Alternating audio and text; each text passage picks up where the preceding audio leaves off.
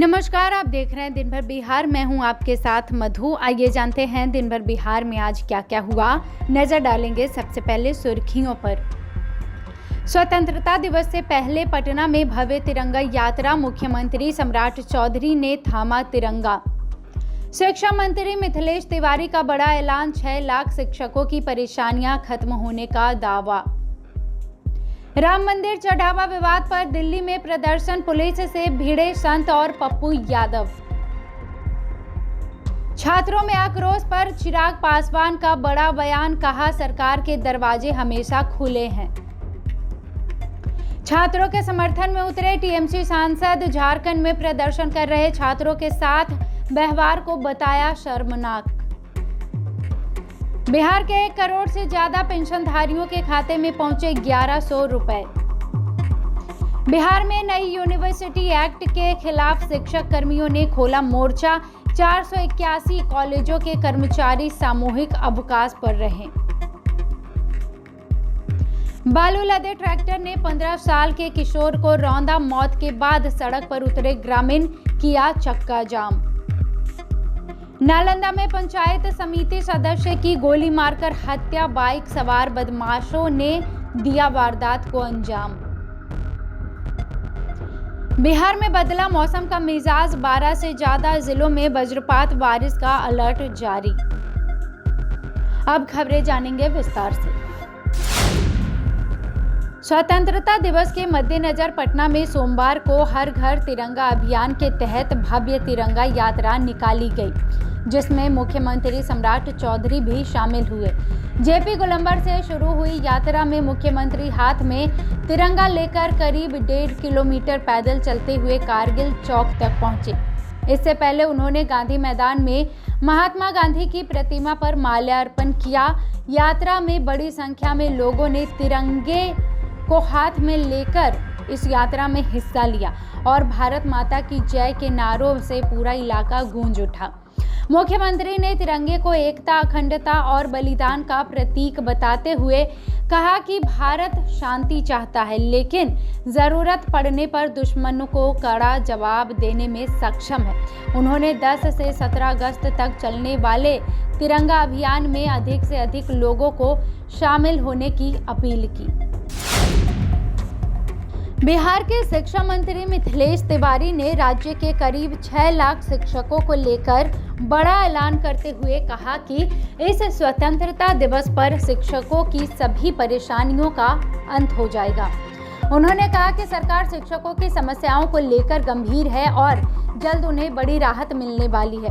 वहीं झारखंड में छात्रों के प्रदर्शन पर शिक्षा मंत्री ने कहा कि इस मुद्दे पर ताली बजाने के बजाय छात्रों की परेशानियों को सुना जाना चाहिए। उन्होंने कहा कि प्रधानमंत्री ने भी छात्रों की बात सुनी है और उनकी समस्याओं को समझने की कोशिश की है। शिक्षा मंत्री ने कहा कि छात्रों की मांगों को और उनकी भावनाओं को नजरअंदाज नहीं किया जाना चाहिए। वहीं बिहार में शराबबंदी को लेकर उन्होंने कहा कि इससे राज्य को काफी फायदा हुआ है। दिल्ली के मंडी हाउस में राम मंदिर चढ़ावा मामले की जांच की मांग को लेकर बड़ी संख्या में साधु संत जुटे, जिनके समर्थन में पूर्णिया सांसद पप्पू यादव भी प्रदर्शन में शामिल हुए। करीब 500 संतों और महंतों ने चढ़ावे की राशि में कथित गड़बड़ी और सीबीआई जांच की मांग को लेकर प्रधानमंत्री नरेंद्र मोदी को ज्ञापन देने की तैयारी की थी। प्रदर्शनकारी मंडी हाउस से पीएम आवास की ओर मार्च निकालना चाहते थे, लेकिन दिल्ली पुलिस ने सुरक्षा कारणों और लागू प्रतिबंधों का हवाला देते हुए उन्हें आगे बढ़ने से रोक दिया। पुलिस से रोकने के बाद कई संत सड़क पर बैठ गए और पप्पू यादव भी सड़क पर लेटकर विरोध जताने लगे। प्रदर्शनकारियों ने हाथों में तख्तियां लेकर जय श्री राम के नारे लगाए और मामले में दोषियों पर बड़ी कार्रवाई करने की मांग की। पुलिस ने प्रदर्शनकारियों को आगे बढ़ने से रोकते हुए पप्पू यादव को भी हिरासत में लिया। दिल्ली में राष्ट्रीय कार्यकारिणी की बैठक के बाद केंद्रीय मंत्री और लोजपा के नेता चिराग पासवान ने छात्रों के आंदोलन को लेकर बड़ा बयान दिया। उन्होंने कहा कि देश के युवा और छात्र हमारे देश की नींव हैं और उनके भविष्य को लेकर सवाल खड़े होने पर आक्रोश होना स्वाभाविक है। झारखंड में चल रहे छात्र प्रदर्शन का जिक्र करते हुए चिराग पासवान ने कहा कि छात्रों की आवाज दबाने या उन पर लाठी चलाने के पक्ष में नहीं है। उन्होंने कहा कि किसी भी समस्या का समाधान बातचीत और संवाद से निकाला जा सकता है और सरकार के दरवाजे छात्रों के लिए हमेशा खुले हैं। चिराग ने छात्र आंदोलन को विदेशी फंडिंग या किसी राजनीतिक दल से जोड़ने पर भी आपत्ति जताई और कहा कि छात्रों को आपस में बांटना बंद किया जाना चाहिए। पटना पहुंचे टीएमसी सांसद शत्रुघ्न सिन्हा ने झारखंड में छात्रों के प्रदर्शन को लेकर बड़ा बयान दिया और कहा कि प्रदर्शन कर रहे सभी बच्चे हमारे हैं। उनके साथ जिस तरह का व्यवहार किया जा रहा है वो शर्मनाक है। उन्होंने कहा कि बच्चे चाहे जंतर मंतर के हो, झारखंड के हो या बिहार के हो, हमारे लिए सभी बच्चे एक समान हैं। टीएमसी सांसद ने सवाल उठाया कि अगर छात्र सीबीआई जांच की मांग कर रही है तो सरकार को इसमें इतनी परेशानी क्यों हो रही है। वहीं पश्चिम बंगाल में पूर्व मुख्यमंत्री ममता बनर्जी पर गोबर फेंके जाने और चप्पल फेंके जाने की घटना पर उन्होंने इसे साजिश करार दिया है। उन्होंने आरोप लगाया कि जिस तरह ममता बनर्जी को चुनाव हराने की कोशिश की गई, उसी तरह से अब उनके खिलाफ इन सारी घटनाओं को भी साजिश के तहत कराया जा रहा है। बिहार में सामाजिक सुरक्षा पेंशन योजना के लाभार्थियों के लिए बड़ी राहत की खबर है। राज्य सरकार ने 1 करोड़ से ज़्यादा पेंशनधारियों के लिए बैंक खातों में 1100 रुपये की पेंशन राशि डीबीटी के जरिए भेजी है। मुख्यमंत्री सम्राट चौधरी ने पटना में आयोजित कार्यक्रम के दौरान लाभार्थियों के खातों में सीधे राशि ट्रांसफर की, जिससे बुजुर्गों, विधवा महिलाओं और दिव्यांगजनों को आर्थिक मदद मिली। बिहार में सामाजिक सुरक्षा पेंशन की राशि पहले 400 रुपये प्रति माह थी, जिसे बढ़ाकर 1100 रुपये कर दिया गया था। सरकार ने 60 साल या उससे ज़्यादा उम्र के ऐसे लोगों से भी योजना के लिए आवेदन करने की अपील की है जो पात्र होने के बावजूद अभी पेंशन का लाभ नहीं ले पा रहे हैं। बिहार में विश्वविद्यालय कानून में प्रस्तावित बदलाव के विरोध में शिक्षक और शिक्षकेतर कर्मचारियों ने सामूहिक अवकाश पर रहकर विरोध जताया।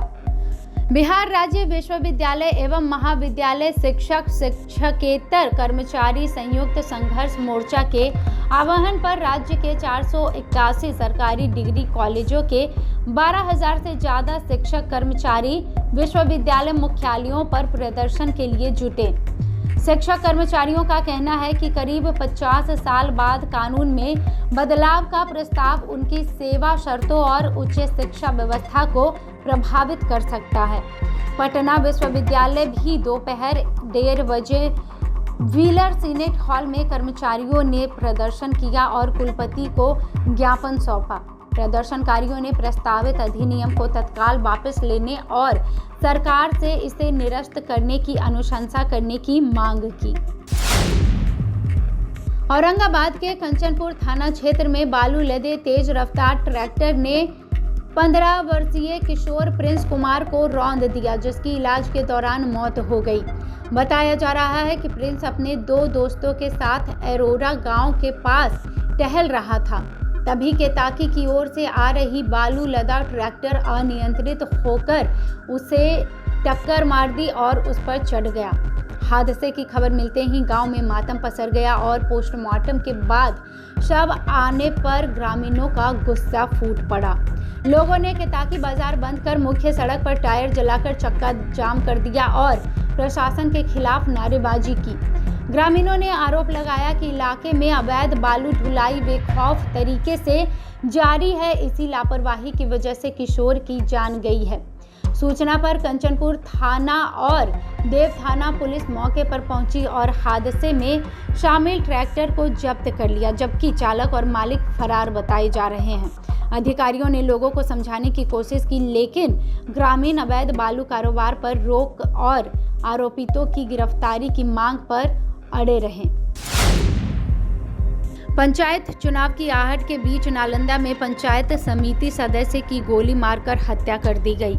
बाइक सवार बदमाशों ने वारदात को अंजाम देकर मौके से फरार हो गए। हत्या की खबर फैलते ही इलाके में सनसनी फैल गई। आक्रोशित ग्रामीण सड़क पर उतर आए। घटना के बाद पुलिस ने मौके पर पहुंचकर जांच शुरू कर दी। वहीं एसपी भारत सोनी ने जल्द आरोपितों की गिरफ्तारी का भरोसा दिया है। हत्याकांड की जांच में एफएसएल और डॉग स्क्वाड की टीम को मौके पर बुलाया गया। पुलिस आसपास की सीसीटीवी फुटेज भी खंगालकर बदमाशों की पहचान करने में जुटी हुई है। पंचायत चुनाव से पहले हुई इस हत्या को लेकर इलाके में तनाव का माहौल बना हुआ है। बिहार में मानसून फिर सक्रिय हो गया है और पटना समेत 12 से अधिक जिलों में बारिश, तेज हवा और वज्रपात को लेकर येलो अलर्ट जारी कर दिया गया है। कैमूर, रोहतास, गया, औरंगाबाद और किशनगंज में भारी बारिश की संभावना जताई गई है, जबकि कई जिलों में आकाशीय बिजली गिरने का खतरा बना हुआ है।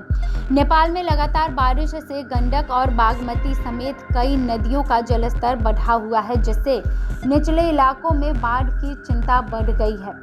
गोपालगंज और मुजफ्फरपुर के दियारा क्षेत्रों में प्रशासन को सतर्क किया गया है। मौसम विभाग के अनुसार 11 और 12 अगस्त को बारिश की गतिविधियां कुछ कम रह सकती है। इसके बाद 13 से 15 अगस्त के बीच मानसून फिर जोर पकड़ सकता है।